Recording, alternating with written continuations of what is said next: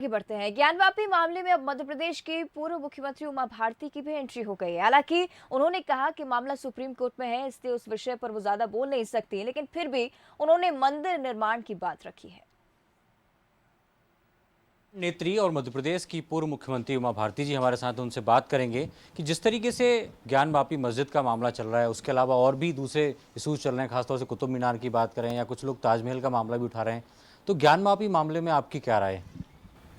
मैं तो शुरू से ही मानती हूँ कि वहाँ मंदिर का निर्माण होना चाहिए, और चूंकि मामला कोर्ट में है और सर्वे की रिपोर्ट कोर्ट में गई है, तो सर्वे की रिपोर्ट पर मैं बिल्कुल नहीं बोलूँगी कि वहाँ क्या मिला हो क्या नहीं मिला, वो माननीय कोर्ट निर्णय करेगा।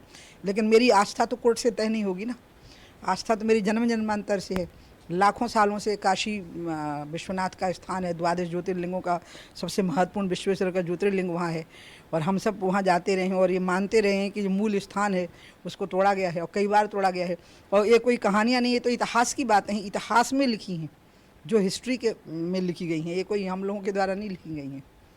तो जिस तरीके की बात की जा रही है कि एक एक्ट आया था 1991 में, उस समय आप भी संसद में थी, तो उस एक्ट में था कि 15 अगस्त 1947 के बाद यानी पहले जो धार्मिक स्थल जैसी अवस्था में थे वैसे ही रहेंगे। यदि उसके खिलाफ कोई याचिका दायर करता है तो वो स्वतः ही निरस्त हो जाएगी। तो क्या लगता है कि अब एक्ट में बदलाव लाने की आवश्यकता है? क्या आपने भी शायद उस समय विरोध भी किया था कि इस तरीके का एक्ट नहीं बनना चाहिए? वो जो आया था विधेयक, उस पर बोलने की जिम्मेवारी मुझे ही दी थी पार्टी ने।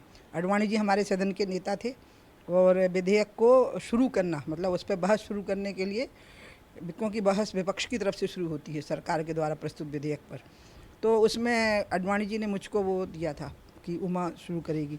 तो मैंने उस समय भी यही बात कही थी। हमारी पार्टी ने एक नीतिगत फैसला लिया था कि हमने इस विधेयक पर वॉकआउट कर दिया था। अडवाणी जी का ये फैसला था, वो हमारे सदन के नेता थे। जिस तरीके से ज्ञानवापी का मसला चल रहा है, मथुरा में भी माना जा रहा है ईदगाह की जगह पहले मंदिर हुआ करता था, तो क्या लगता है एक्ट में संशोधन होना चाहिए ताकि इस तरीके की कोई बात आती है या कोई अपील करता है तो कम से कम वो विवाद कोर्ट तक पहुंचे और उसमें न्याय हो?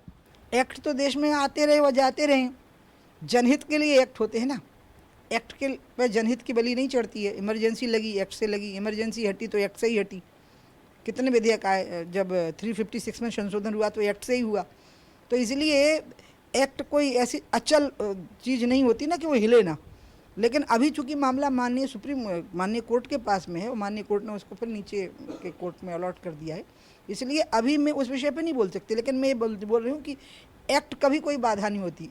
विभाजन भी देखा है धर्म के नाम पर, और एकजुटता भी देखी है धर्म के नाम पर। एक बात बहुत क्लियर समझनी पड़ेगी कि धर्म का विषय निजी है, और एक है संस्कृति। राम संस्कृति से जुड़े हुए हैं, रामकृष्ण ये संस्कृति से जुड़े हुए विषय हैं, भारत की राष्ट्र की संस्कृति से। आस्था में आप बहुत अपना निजत्व रख सकते हैं, लेकिन जो सांस्कृतिक एकजुटता होती है उसमें निजत्व नहीं होता, उसमें सबको एकजुट रहना पड़ता है। आशीष खरे के साथ सूरज शर्मा, बंसल न्यूज़, भोपाल। आगे बढ़ते